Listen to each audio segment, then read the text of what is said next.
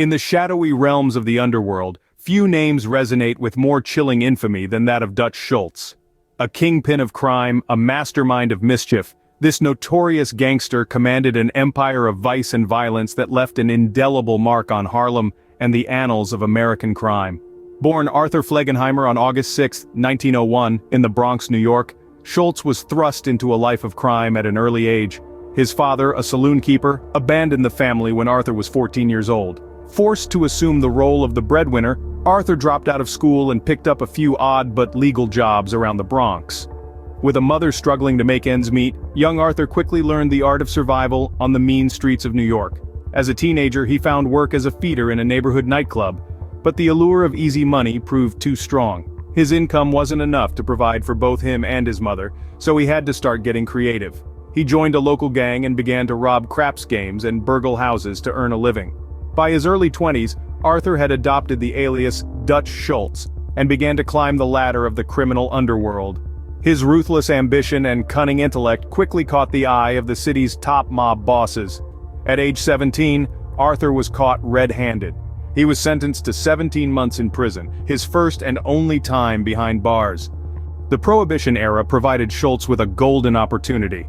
He was released from prison in December 1920, and it was around then that he started going by the name Dutch Schultz.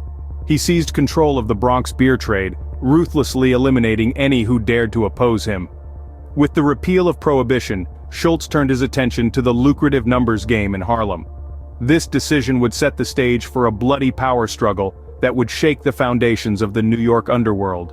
Not one to miss out on a money-making opportunity, Schultz decided to cash in on Prohibition. While still working at Schultz Trucking, he began bootlegging, transporting liquor and beer across the border from Canada. Schultz spent years working as a bootlegger, not just transporting but making his own beer.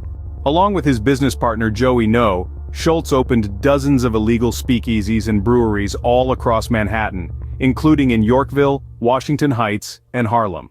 Their bootlegging business was thriving, especially after the pair began using intimidation as a sales tactic and forcing rival club owners to buy their beer. While this massively increased both No's and Schultz's bankrolls, it also attracted the unwanted attention of other prominent mobsters. Jack Legs Diamond was one such mobster. By moving their headquarters from the Bronx to Manhattan, Legs believed the pair were encroaching on his turf. Diamond began hijacking Schultz's liquor shipments, and soon an all-out war between Schultz and the Irish mobster began. In 1928, an unknown gunman shot No in the street. Though he survived the attack, No died from his wounds a month later. Confident that Legs was responsible, Schultz ordered his assassination. In October 1929, Legs and his mistress were gunned down at the Hotel Monticello. Legs survived but left town for good, leaving Dutch all of the open rackets. However, the end of Prohibition meant Schultz had to find new ways to supplement his income. His solution? The Harlem numbers racket, otherwise known as the numbers game, policy game. The numbers racket was an illegal lottery played in working-class African-American neighborhoods. Gambling was a lucrative business, particularly in Harlem. Gangsters like Stephanie St. Clair, known affectionately as the Numbers Queen, already had a stronghold over Harlem's underground gambling scene. Dutch Schultz was a mob boss in the Bronx who killed those who would not pay him for protection, especially those involved in the numbers game after the end of Prohibition. Stephanie St. Clair was one of those who didn't pay. She ran the numbers game in Harlem, and with the help of her associate Bumpy Johnson, she would attack and destroy businesses owned by Schultz in Harlem. Since it was played in African-American neighborhoods, New York's rackets were predominantly black-owned. So when Schultz started his violent tirade, policy bankers like Stephanie St. Clair saw it as a declaration of war. Enter Bumpy Johnson, the undisputed king of Harlem. Bumpy Johnson was not about to let Schultz muscle in on his territory without a fight. So he made some friends of his own, Lucky Luciano.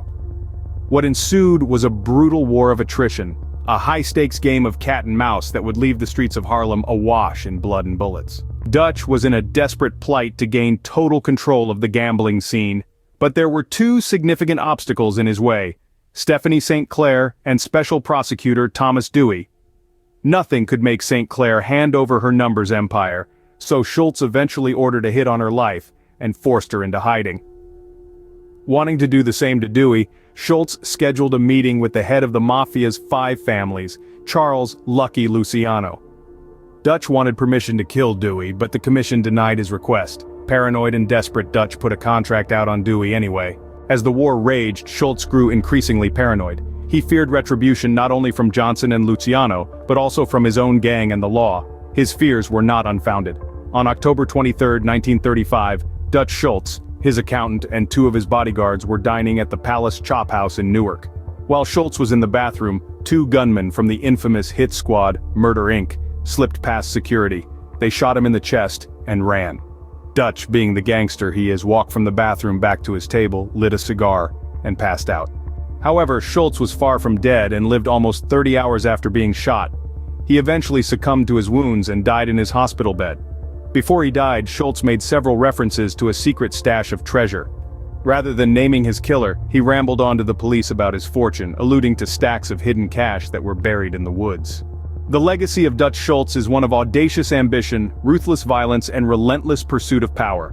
His reign of terror transformed the numbers game in Harlem, and his bloody war with Bumpy Johnson and Lucky Luciano forever altered the landscape of the New York underworld. Yet, beyond the bloodshed and brutality, Schultz's story is a stark reminder of the corrosive power of unchecked ambition, the destructive potential of unbridled power. His life serves as a grim testament to the human cost of crime and the tragic consequences of a life lived outside the law. So, as we dive into the dark annals of history, we remember Dutch Schultz, not as a hero or a victim, but as a cautionary tale, a chilling reminder of the high price of power and the heavy toll of a life in the shadows. This was a man who rose from the streets of the Bronx to become a kingpin of crime, only to fall victim to the very violence he had once wielded so ruthlessly. His is a story of ambition, power, and ultimately, tragedy. As we close this chapter on the tumultuous life of Dutch Schultz, let's remember that history isn't just about the victories and the triumphs. It's also a mirror reflecting the worst aspects of our nature, the greed, the violence, the unbridled ambition that can lead us down a path of self-destruction. Dutch Schultz's life serves as a stark reminder of the price one pays when they choose to live by the sword. It's a tale of caution, a tale of warning, and a tale of human fallibility. And as always, if you found this story as intriguing as we did, please don't forget to like, share, and subscribe. Stay tuned for more riveting tales from the annals of history.